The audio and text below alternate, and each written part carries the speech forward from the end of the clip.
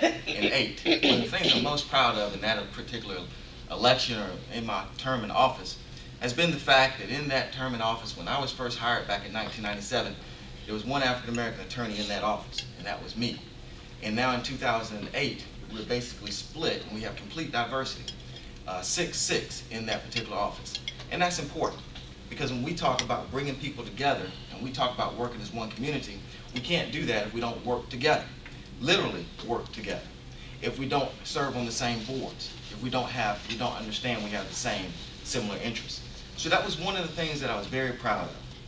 And then, as solicitor, we did a great job of making sure that our domestic violence cases and our DUI cases took precedence and priority. And we've got domestic violence cases to where they're now moving within 60 days on a calendar.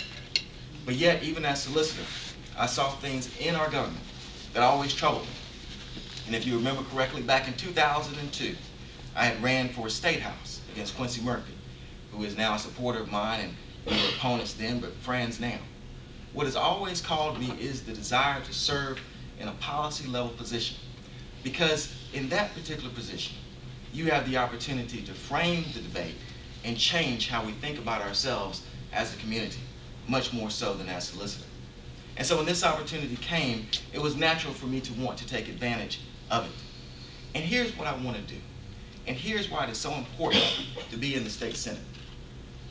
One of the things we have to look at is we talk about bringing government back to the people. But let's talk about what that really means in a program standpoint. For instance, we talk about the fact that we have to make cuts to our budget. Consistently, legislators, the governor, others will constantly say that we have to make cuts to our budget. Education must be cut, public safety must be cut, transportation must be cut. And we, as one public, as citizens, as voters, as Democrats, we accept that rationale. But what we're not told is that our legislature, our elected legislature, at the same time that teachers are being furloughed, at the same time that even yesterday when the governor says teacher will have to accept more furloughs, at that exact same time, our legislature passes bills to give airlines, Gulfstream Industry for instance, $28 million to fix their planes. That's real legislation, real programs that matter.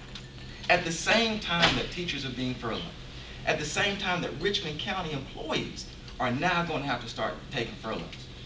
What has our legislature done at that time? They've given a tax exemption to airlines for fuel costs. And don't think it helps the airlines out of Daniel Field, because it only applies to airports that have airlines that come over 750,000 flights a year. That was a tax giveaway to Hartsfield Airport in Atlanta. That's what we're doing. So it's easy for us as elected officials, and unfortunately as Democrats, to say, we're for the people. But how are we voting? How are we standing up really from a programmatic standpoint, not from a rhetoric standpoint, but from a programmatic standpoint for our interest? So as we tell teachers they must leave their job and lose salary, we give money to an airline. And then of course, let's don't forget, one of the biggest tax increases that we've had in years. And everyone says, wait a minute, we haven't had a tax increase. The governor says he doesn't want to increase taxes. We haven't had a tax increase. What is a tax increase?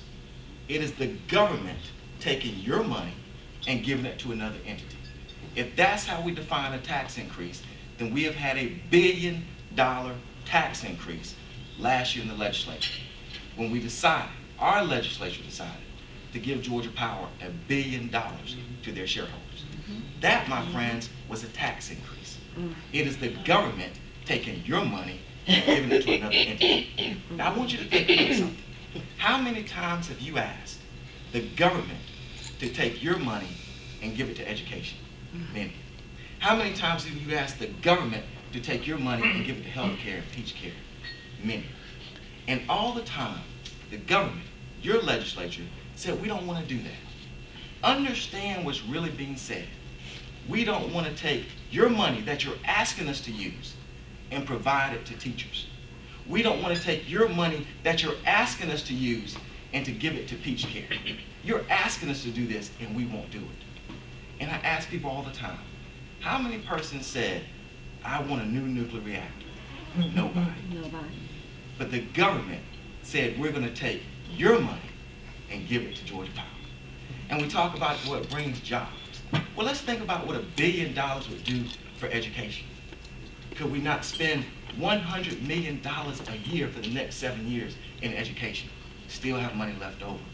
Could we not spend $20 to $30 million in peach care for the next 7 years? Still have money left over. It is priorities. It is that our priorities have changed, that individuals no longer matter. It is now about big business. And when I get to the state Senate, we're going to change that. And to understand that concept, realize that this bill that I'm discussing exempts major retailers. Something you probably didn't even realize. Walmart's not paying extra rates. Sears isn't paying extra rates because they said, we're not going to do it. And Georgia Power said, fine, we'll take you out. You're the only person paying the extra rates. You have had your taxes increased and never knew anything about it. We got to stop this. When we talk about bringing government back to people, we have to mean it through programs and through actions. So I ask you, elect me your next state senator, and let's really bring government back to people.